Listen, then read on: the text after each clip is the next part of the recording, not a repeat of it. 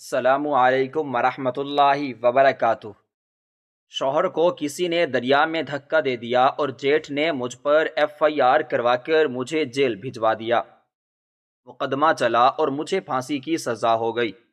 جب مجھے پھانسی کے لیے لے جایا گیا تو جلاد نے کان میں کہا کہ مبارک ہو، تم جیسا خوش قسمت نہیں دیکھا۔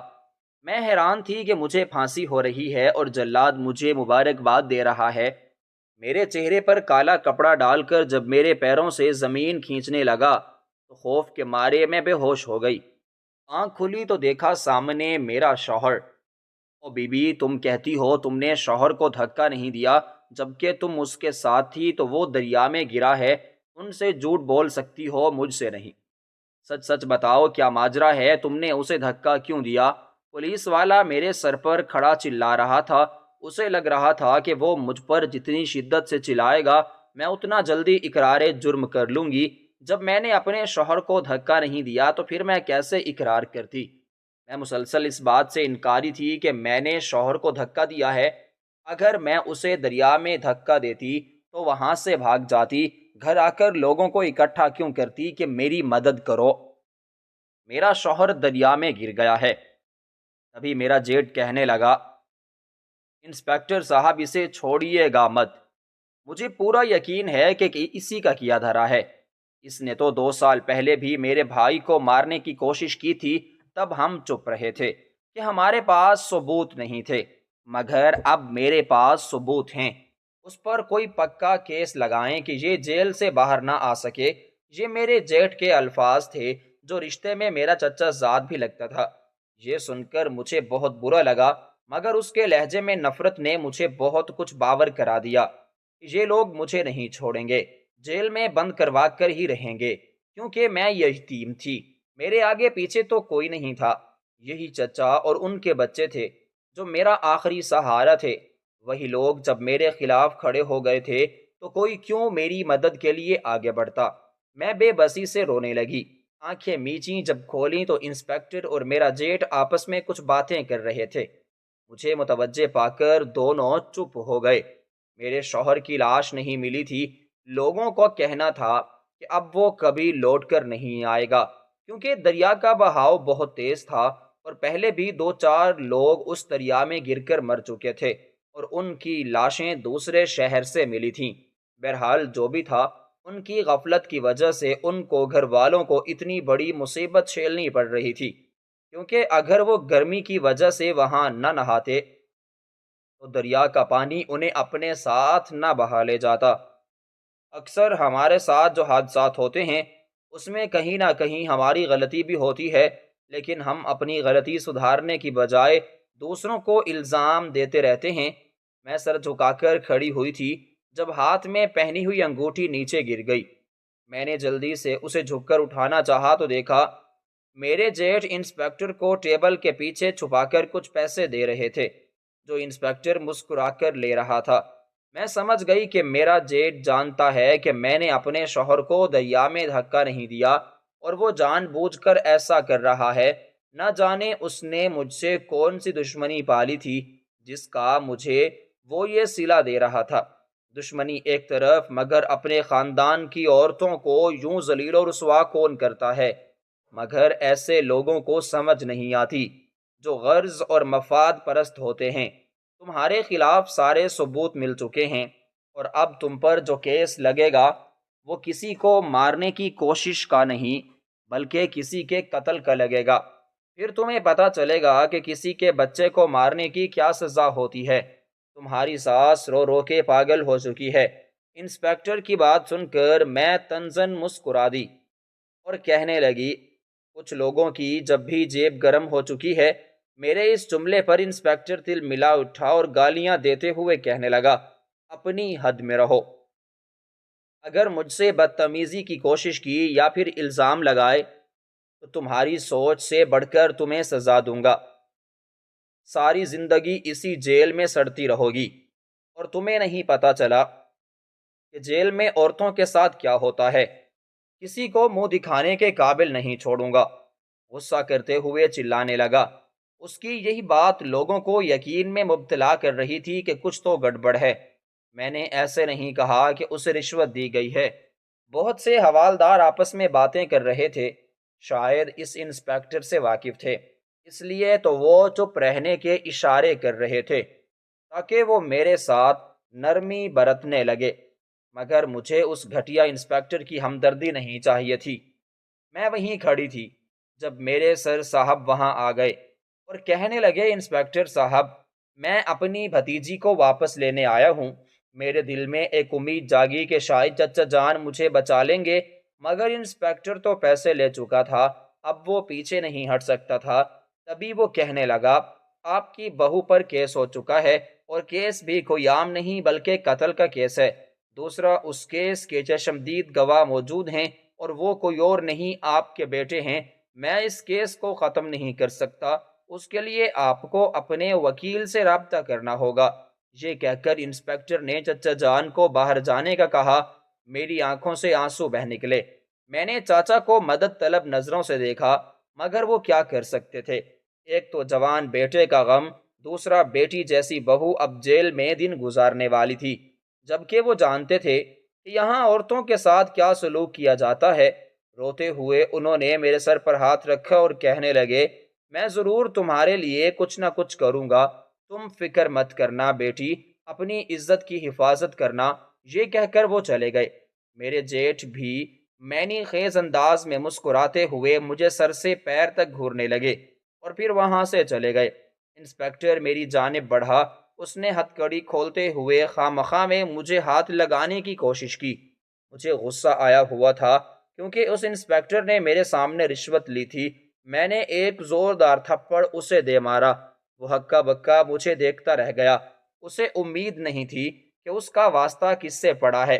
وہ سمجھ رہا تھا کہ میں کوئی عام سی لڑکی ہوں جو اس کے دباؤ میں آ جاؤں گی، مگر ایسا نہیں تھا۔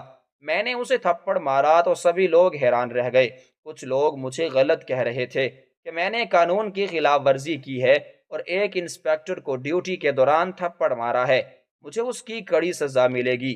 بے شک سزا ملتی، مگر اس آدمی نے کس حق سے مجھے چھوا تھا؟ میں اس کا منہ نہ توڑ دیتی۔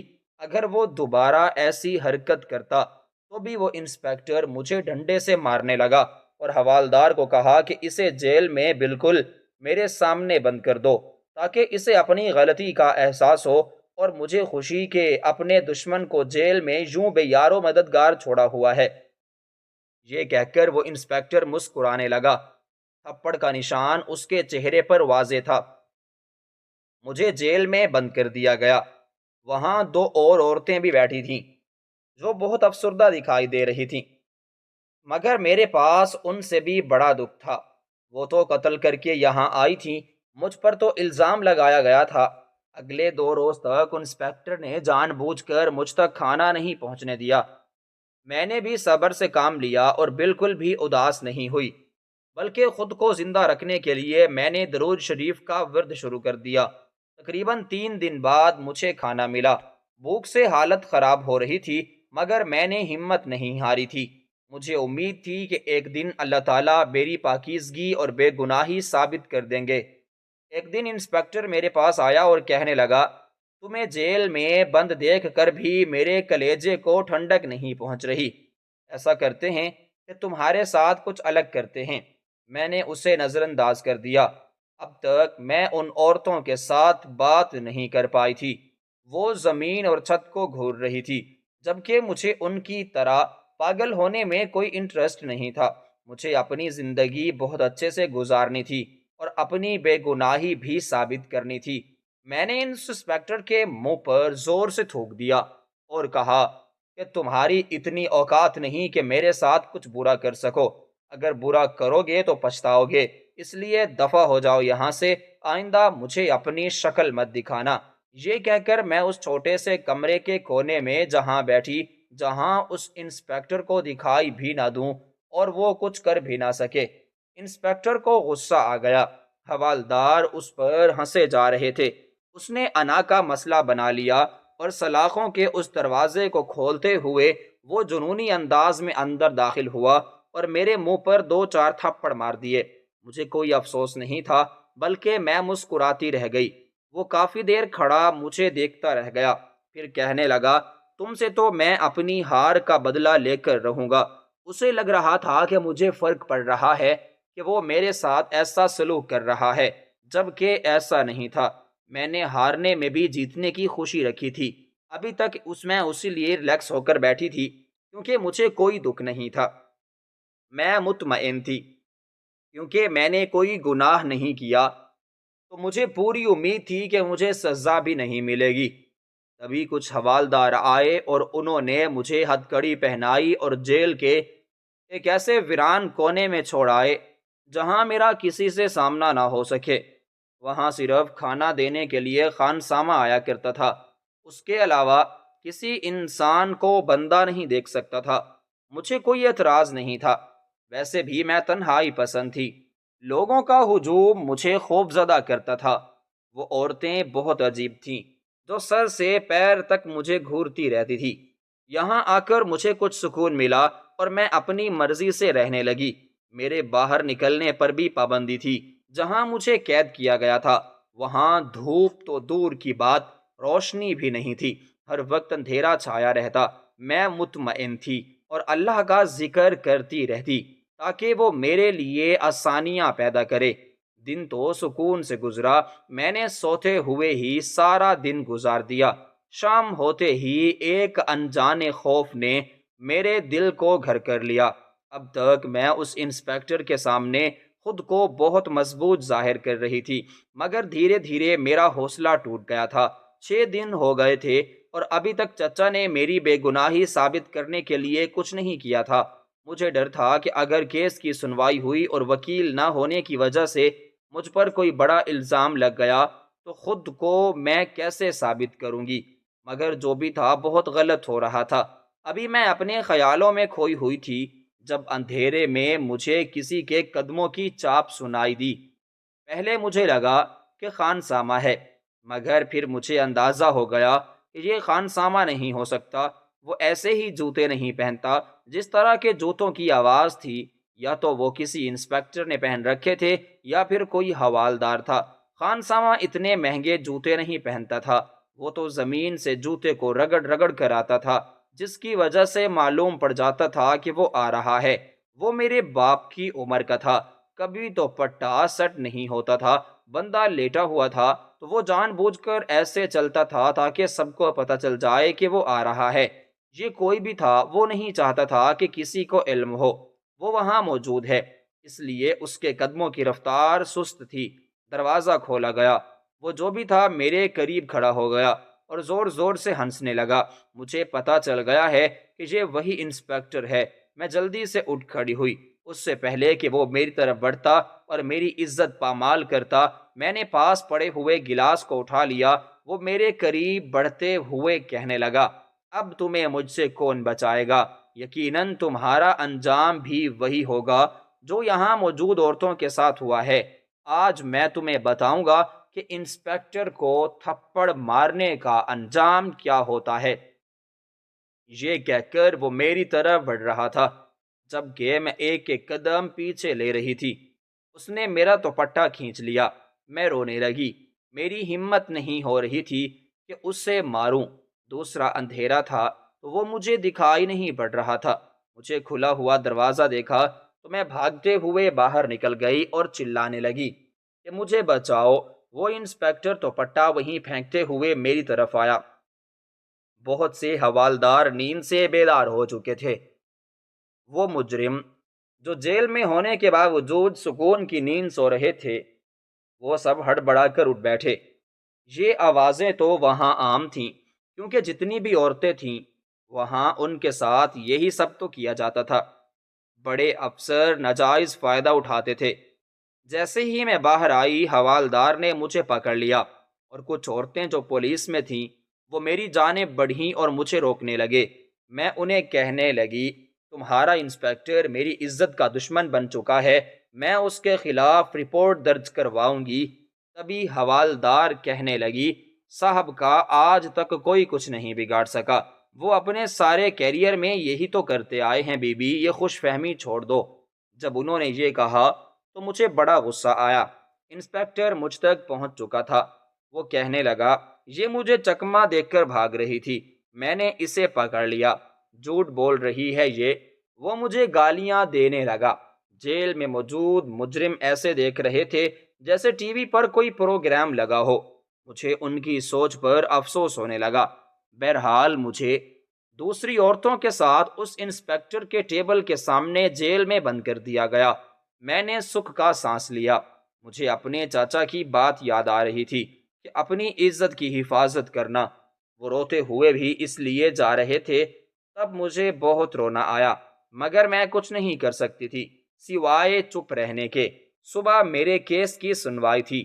مجھے نہیں معلوم کہ چچا کیا کرنے والے تھے، مگر اتنا پتا تھا کہ اگر یہ کیس ہار گئے تو یقیناً مجھے پھانسی دے دی جائے گی۔ یہ آخری سنوائی تھی۔ جیسے ہی جج صاحب نے اپنے حق میں بولنے کے لیے کہا، میں نے لب سی لیے، کیونکہ میرے پاس کہنے کو کچھ نہیں تھا۔ جو بات میں نے انسپیکٹر کو بتائی تھی وہی انہیں بتائی، اور میرا شوہر دریا کنارے بیٹھے باتیں کر رہے تھے۔ میرا دھیان پیچھے کی طرف نہیں تھا۔ میں بہتے ہوئے پانی پر نظریں گاڑے بیٹھی تھی۔ اچانک میرے شوہر کو کسی نے دھکا دیا اور وہ نیچے جا گرے، لیکن میں ماہر تیراک تھے، بچ گئی۔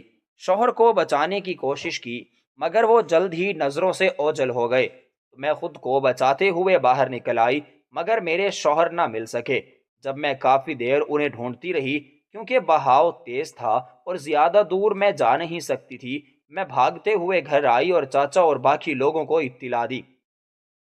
بہت سارے لوگ ہمارے ساتھ بھاگے، مگر نہ تو میرے شوہر ملے نہ ان کی لاش۔ لوگوں نے یہ مشہور کر دیا کہ وہ مر چکے ہیں، جبکہ ان کی لاش نہیں ملی تھی۔ اس لیے نہ تو ان کو زندہ لوگوں میں گنا جا سکتا تھا، نہ ہی مردہ لوگوں میں۔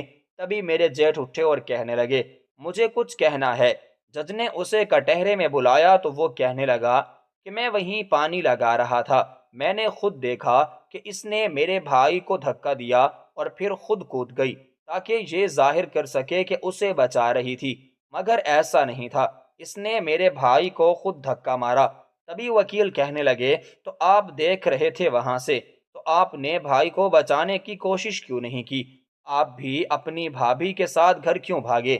اس بات پر میرا جیٹھ ہڑبڑا گیا، جیسے اس کی چوری پکڑی جا چکی ہو، مگر فوراً سنبھالتے ہوئے کہنے لگا، میں تیرنا نہیں جانتا، میں گھر سے لوگوں کو بلانے کے لیے بھاگا تھا۔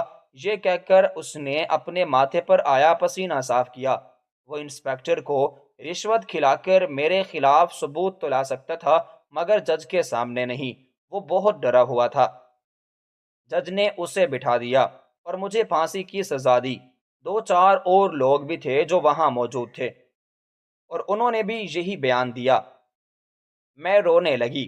چچا کی طرف دیکھا تو وہ نظریں جھکا کر بیٹھے تھے۔ وہ اپنے آنسو چھپا رہے تھے۔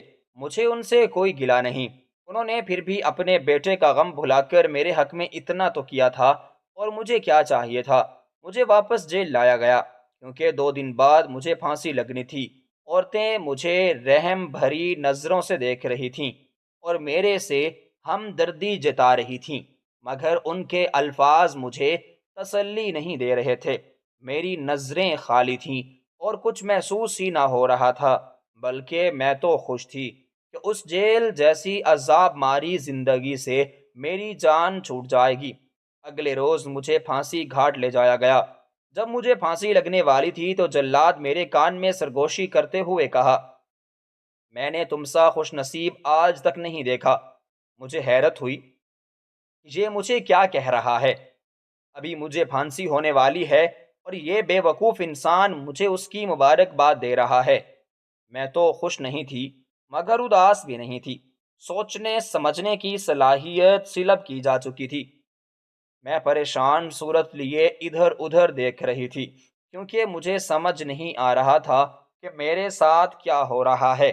تبھی جب میرے منہ پر کالا کپڑا ڈال دیا گیا اور جلاد نے رسی کھینچی، میرے پیروں تلے سے آہستہ آہستہ سے زمین نکلنے لگی، تو میں خوف کے مارے بے ہوش ہو گئی۔ آنکھ کھلی تو سامنے شوہر کو۔ میرا نام میرے باپ نے بڑے شوق سے شیریں رکھا۔ میں اپنے والدین کی اکلوتی اولاد تھی، اس لیے بچپن سے ہی ان لوگوں نے مجھ پر خوب توجہ دی۔ دونوں کی طرف سے مجھے پوری پوری اہمیت ملتی تھی، تو ایسا لگتا تھا کہ مجھ جیسا خوش نصیب بھی اس دنیا میں کوئی نہیں۔ میرے والد سرکاری ٹیچر تھے اور والدہ ایک پرائیویٹ اسکول میں پڑھا رہی تھی۔ ہم سب شہر میں رہتے تھے، جبکہ میرے چچا اور ان کے بچے گاؤں میں رہا کرتے تھے۔ بچپن سے ہی میری منگنی میرے چچا کے بڑے بیٹے جمشید سے ہو گئی تھی، مگر مجھے وہ ہرگز پسند نہیں تھا۔ وہ کئی طرح کے برے کاموں میں ملوث تھا، بلکہ نشہ بھی کرتا تھا۔ ابا کی بھی یہی مرضی تھی کہ میری شادی وہاں نہ ہو۔ جب میں نے انٹر کیا، چچا شادی کی تاریخ لینے آئے تو میں نے ان کے منہ پر انکار کر دیا کہ میں جمشید سے شادی نہیں کروں گی۔ چچا بیچارے چھوٹا سا منہ لے کر رہ گئے۔ انہیں مجھ سے اس طرح کے الفاظ کی امید نہیں تھی۔ چچی تو باقاعدہ طور پر امی کو تربیت کے طعنے دینے لگی۔ اماں ابا نے میری وجہ سے بہت باتیں سنی، مگر ان لوگوں نے کبھی بھی مجھے غلط نہیں کہا۔ میں جس کالج میں پڑھتی تھی، وہاں میری ملاقات ظہیر سے ہوئی، جو بہت سلجھا ہوا انسان تھا۔ اس نے بغیر تکلف ہوئے مجھ سے صرف اتنا پوچھا کہ وہ میرے گھر رشتہ بھیجنا چاہتا ہے۔ اگر مجھے کوئی اعتراض نہیں، مجھے بھلا کیا اعتراض ہو سکتا تھا؟ میں نے اسے گھر کا پتہ دے دیا اور کہا کہ جو میرے والدین کہیں گے ہم وہی کریں گے۔ بہرحال وہ لوگ رشتہ لے کر آئے۔ اماں ابا اس پر غور کرتے رہے۔ جب چچا چچی دوبارہ لوٹ آئے اور کہنے لگے کہ اگر تم جمشید کو رشتہ نہیں دینا چاہتی تو نوید سے کر لو، وہ سلجھا ہوا اور اچھا انسان ہے، ہمارا سب سے فرما بردار بیٹا ہے اور پڑھ بھی رہا ہے، آپ کی بیٹی کے مقابلے کا ہے۔ اماں ابا سوچنے پر مجبور ہو گئے، کیونکہ چچا نے 1 سال تک ان سے بات نہیں کی تھی۔ ابا بہت رنجیدہ رہتے تھے۔ جب چچا نے یہ بات کی تو ابا خاموش ہو گئے۔ انہوں نے ظہیر کے والدین کو منع کر کے نوید سے میرا رشتہ طے کر دیا۔ میں اس رشتے سے خوش نہیں تھی، بلکہ بہت اداس تھی۔ ادھر جمشید نے نوید کو بہکانا شروع کر دیا تھا کہ تم اس رشتے سے انکار کر دو، اگر تم نے انکار نہ کیا تو میں خودکشی کر لوں گا یا گھر چھوڑ کر چلا جاؤں گا۔ نوید اس کی باتوں میں نہیں آیا۔ کافی عرصہ دونوں بھائیوں کے ساتھ جنگ چھڑی رہی، مگر کچھ حاصل نہ ہو سکا۔ نوید کی منگیتر کی شادی جمشید کے ساتھ کر دی گئی اور میری نوید کے ساتھ ہونا قرار پائی۔ ابو نے پہلے ہی کہہ دیا تھا کہ نوید کو یہاں شہر آ کر رہنا ہوگا، کیونکہ ہم اپنی بیٹی کو گاؤں نہیں بھیج سکتے۔ چچا اس وقت تو مان گئے تھے، مگر پھر بھی میں اپنے بڑے بیٹے کے سامنے بے بس ہو گئی، جو ہر وقت انہیں دھمکاتا رہتا تھا۔ شادی کے 2 ہفتے بعد میرے شوہر مجھے ڈرائیونگ سکھا رہے تھے۔ جب ہمارا چھوٹا سا ایکسیڈنٹ ہو گیا، میں نے گھر فون کیا، لیکن چچا کا نمبر بزی جا رہا تھا۔ میں نے جمشید کو نوید کے فون سے کال ملائی تو فوراً وہاں آ گیا۔ جمشید کو ہسپتال لے گیا۔ ہم دونوں کو اتنی زیادہ چوٹیں تو نہیں آئی تھیں، مگر میرا شوہر بے ہوش ہو گیا تھا۔ اس بات نے مجھے خوفزدہ کر دیا اور میں نے اس لیے ہی جمشید بھائی کو فون کیا تھا۔ مجھے لگا تھا ہم سب کی شادیاں ہو گئی ہیں، وہ پرانی رنجشیں بھلا چکے ہوں گے، مگر ایسا نہیں تھا۔ گھر آ کر انہوں نے ایک کہانی بنائی کہ میں اپنے شوہر کو مارنا چاہتی تھی، اس لیے ڈرائیونگ کا بہانہ بنا کر ایک ٹرک میں ٹھوکر مار دی۔ کار کا بہت نقصان ہوا تھا، لیکن ہم لوگ بچ گئے تھے۔ مجھے نہیں معلوم تھا کہ چچا چچی کو اس نے کیا کہا ہے، البتہ چچی کا رویہ مجھ سے بدل گیا۔ ہم لوگ گاؤں رہ رہے تھے، میرا شوہر نوکری کے سلسلے میں شہر چلا جاتا اور میں پیچھے اکیلی رہ جاتی۔ تب چچی اپنے بڑے بیٹے کا بدلہ مجھ سے خوب لیا کرتی تھی اور میری جیٹھانی بھی ہمہ وقت میرے خلاف محاذ کھولے رکھتی۔ میں پریشان ہو گئی تھی۔ والدین کو بتا کر میں مزید پریشان نہیں کر سکتی تھی۔ میرے شوہر واپس آئے، ہم دریا کے کنارے گئے تو وہاں یہ حادثہ ہو گیا، جس کی وجہ سے جمشید بھائی کو موقع مل گیا کہ وہ مجھ سے بدلہ لے سکیں۔ مجھے پھانسی گھاٹ لے جایا گیا۔ جب میرے سر پر کالا کپڑا باندھا گیا تو میں خوف کے مارے بے ہوش ہو گئی۔ آنکھیں کھلی تو دیکھا میرے شوہر میرے سامنے کھڑے تھے اور میں ہسپتال میں تھی۔ وہ مجھے دیکھ کر مسکرا رہے تھے۔ میں حیران ہو کر انہیں دیکھے جا رہی تھی۔ مجھے اپنی آنکھوں دیکھے پر یقین نہیں آ رہا تھا۔ تبھی وہ کہنے لگے کہ تم بہت خوش نصیب ہو، جو تمہارا شوہر واپس آ گیا ہے، ورنہ اتنے لوگ تھے جو اس دریا میں بہہ گئے اور کبھی لوٹ کر واپس نہیں آئے۔ شکر کرو کہ دوسرے گاؤں والوں نے مجھے بچا لیا تھا۔ یہ کہہ کر وہ میرے قریب بیٹھ گئی۔ میری آنکھوں سے آنسو بہنے لگے۔ سوچ بھی نہیں سکتی تھی کہ میرے ساتھ ایسا ہو سکتا ہے۔ تبھی چاچا کہنے لگے کہ اسے تو پھانسی کی سزا ملنے والی تھی، وہ تو میرا دوست جو DCO ہے وہ مجھے مل گیا۔ میں نے ساری کہانی کہہ سنائی تو اس نے راتوں رات سارے عملے کو متحرک کر دیا اور تمہارے شوہر کو ڈھونڈا جانے لگا۔ شہر کا سب سے اچھا وکیل ہائر کیا گیا اور ایک بہترین اور ایماندار پولیس آفیسر کو یہ کیس سونپ دیا گیا۔ راتوں رات انہوں نے تمہارے شوہر کو ڈھونڈ نکالا اور تمہیں پھانسی سے بچانے کے لیے ثبوت ڈھونڈ نکالے۔ اس کے علاوہ بھی ایک اور وجہ تھی۔ اگر تمہارا شوہر نہ ملتا تو کم از کم 6 سے 7 سال وہ تمہیں پھانسی نہ دے سکتے۔ یہ کہہ کر میرا شوہر مسکرانے لگا۔ میں حیران ہو کر اسے دیکھ رہی تھی کہ وہ ایسے کیوں کہہ رہا ہے۔ تبھی وہ کہنے لگے کہ تم ماں بننے والی ہو اور تمہیں اس وجہ سے چکر آئے تھے۔ کیس ختم کر دیا گیا ہے۔ یہ سن کر مجھے بہت خوشی ہوئی۔ چچا جان بھی خوش دکھائی دے رہے تھے۔ میں نے ڈرتے ہوئے جمشید بھائی کا پوچھا تو میرے شوہر کہنے لگے، بے شک وہ میرا بڑا بھائی ہے، مگر اس نے جو کیا اس کو اسی کی سزا مل رہی ہے۔ اسے جیل کی سلاخوں کے پیچھے قید کر دیا گیا ہے اور وہ انسپکٹر بھی جو تمہیں جیل میں ہوتے ہوئے دھمکاتا تھا، اس کے خلاف فوٹیج مل چکی ہے۔ وہ دونوں اپنے انجام کو پہنچ چکے ہیں۔ یہ سن کر مجھے بہت زیادہ خوشی ہوئی۔ ہم لوگ ہسپتال سے گھر آ گئے۔ میرے شوہر مجھے اب گاؤں میں نہیں رہنے دینا چاہتے تھے، مگر چچی بار بار معافیاں مانگ چکی تھی تو میں انہیں مایوس نہیں کر سکتی تھی۔ وہ مجھے بیٹی کی طرح پیار کرتے تھے۔ چچی کا رویہ بھی میرے ساتھ بدل گیا تھا۔ میری جیٹھانی جو میرے سامنے اتراتی رہتی تھی، اب وہ منہ کے بل گیری تھی۔ چچا چچی کی خدمت کی خاطر میں گاؤں میں رک گئی اور میرے شوہر شہر واپس چلے گئے۔ اماں ابا پچھلے سال ہی وفات پا گئے تھے۔ ابھی میری شادی کو چند مہینے ہی ہوئے تھے جب وہ اپنے خالق حقیقی سے جا ملے۔ وہ گاؤں آ رہے تھے جب ایک ٹرک کے ساتھ ان کا ایکسیڈنٹ ہوا اور وہ فوت ہو گئی۔ ہم لوگ راستے میں جب گاؤں آ رہے تھے تب میرے شوہر نے مجھ سے معافی مانگی اور ایک ایسا راز فاش کیا جس نے میرے پیروں تلے سے زمین کھینچ لی۔ اس کے مطابق میرے والدین کا ایکسیڈنٹ نہیں ہوا تھا بلکہ ان کا قتل کروایا گیا تھا۔ اس کے پیچھے کوئی اور نہیں جمشید بھائی تھے۔ اب انہیں عمر قید ہو چکی تھی۔ ان کی بیوی طلاق لے کر اپنے میکے واپس جا چکی تھی۔ اب چچا چچی کا واحد سہارا میں تھی۔